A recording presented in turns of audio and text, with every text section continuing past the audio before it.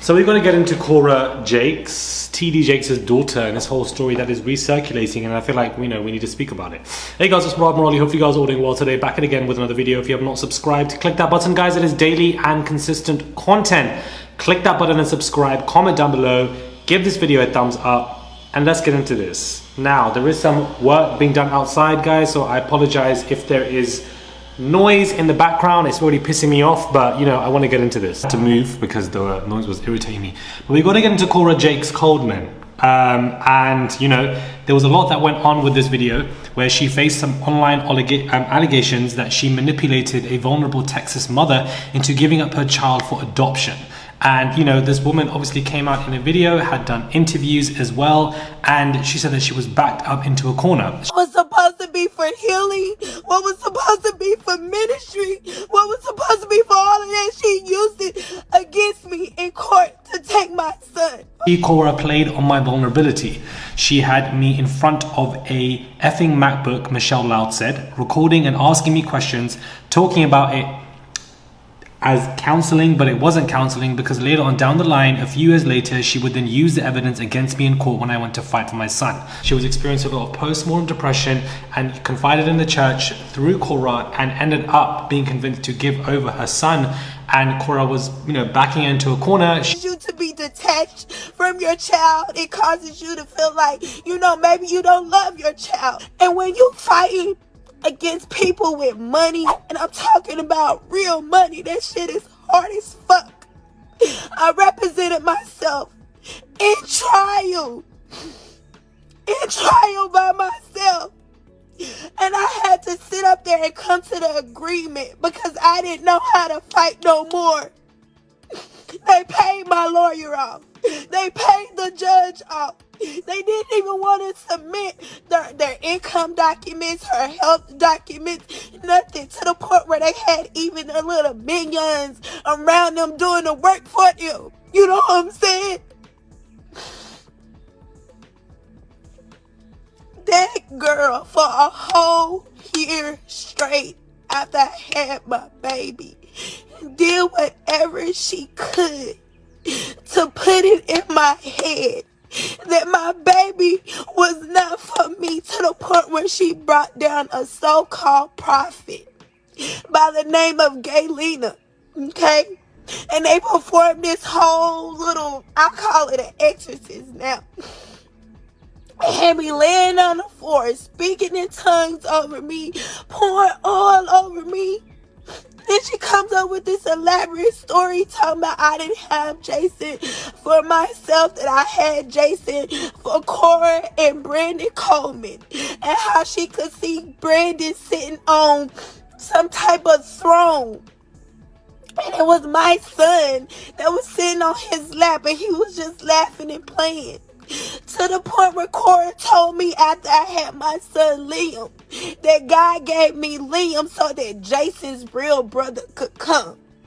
Who the fuck is Jason's real brother? Because bitch, it sure ain't no child coming from you because you can't have kids. She can't have kids. You understand what I'm saying? The bitch can't have kids. I'm not the first person that she tried this with, but I'm the only person that she got this fucking for with, and I'm tired. And her husband at the time ended up going down for SA when it comes to touching up the child, and he ended up going to prison, I believe. And she obviously was in this video extremely upset, extremely irritated and frustrated, and she came out with this. She has not seen a child in a very long time. And the fact that Cora Jakes was basically allegedly accused for stealing somebody's child, using manipulative ways into doing it, coercion, mental, suppression techniques, using counseling videos that you're not even a counselor, you're not even a psychiatrist, you're not even a psychologist, where's your degree?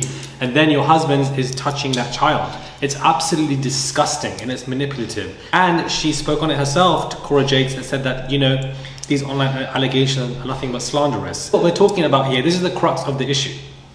This is the crux of the issue that a lot of people forget, and it pisses me off. This whole conversation about what is going on in this particular church or with TD Jakes or what he's done, is not only about Christians or, the black community. It transcends race, culture, religion, and community when it comes to SA. This is about children, the protection of children, the protection of young boys, especially in this instance that we're seeing, but the young boys and young girls in these instances who are not being protected. And people are out here with their devilish energy trying to take people's children, and then their partners are touching those children up. How disgusting and vile all of this is, let alone her own father's being accused of doing things with minors in Diddy's parties or wherever it may be, in freak-offs, whatever it may be. The apple does not fall far from the tree, and I believe Diddy's son has got something to do with something as well. It's very common in religious entities, and so when I'm speaking about this conversation as somebody who has experienced SA, for people to look at my TD Jakes videos and consume it as gossip, you are privileged. You are very privileged if you look at my TD Jakes videos and you see it as gossip. You see it as, oh, he's just talking about this, that.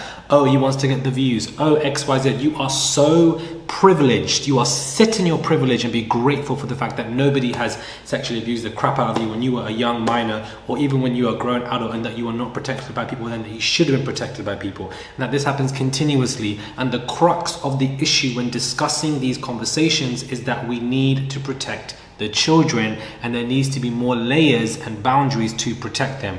Why was Cora Jakes even doing this? Why wasn't anybody around to even check her? And then for the fact that she would bring that child home, and the fact that Cora's partner at the time was doing those disgusting stuff to that child is going to be, not only was that child taken from his mother, but then he was essayed by the people who took him. How disgusting is that, guys? And she's allegedly being accused of stealing children, and that she was backing up Michelle Loudon to a corner, being rude to her. Manipulative counseling recording sessions to use against her in court is insane. It's mental gymnastics. We are dealing with people in all communities in the world, whatever race, religion or culture they are, that are like this, and then they will do things to try and get to the children so the children can be taken, stolen and touched up. It's disgusting. It's wild. It's absolutely nasty. So when you look at these conversations and you just see it as XYZ and you can go about your day, you're privileged. You have not experienced SA. You don't experience the PTSD. You don't experience, the significant sexual boundaries that you don't have when you are a grown adult. The lack thereof healthy relationships that you might form, the social anxiety that you might develop. These are a plethora of issues. It's a very serious conversation. Do not see it as malicious gossip, regardless of whatever's being discussed in regards to TD Jakes or her daughter. I didn't even know this was going on. I had no idea. I know you guys were in the comments saying stuff, but it is a very big issue and it's being recirculated, and I believe it broke around May 2022, and now people are looking at it again. So it's absolutely insane. All of this happens in synagogues, mosques, churches, not every single one, I'm not saying that, but in religious entities where those who have religious power, some of them can abuse it, is basically what I'm saying. Anyways, subscribe to the channel, click that button, guys. It is daily and consistent content. Subscribe. And some people were also mentioning, honestly, I don't know many rabbis or imams in synagogues and mosques who have such a huge prolific public name of followers and fame. I don't know many. I probably know one or two, but there are a lot of pastors who have such huge fame on social media and monetize it, and I don't know why. They should not be doing that in any regard. In any regard. That's just my opinion. There's just so many, and I just find it to be very interesting. Food for thought. Anyways, subscribe to the channel, click that button. It is daily and consistent content, and I'll catch you guys soon for another video.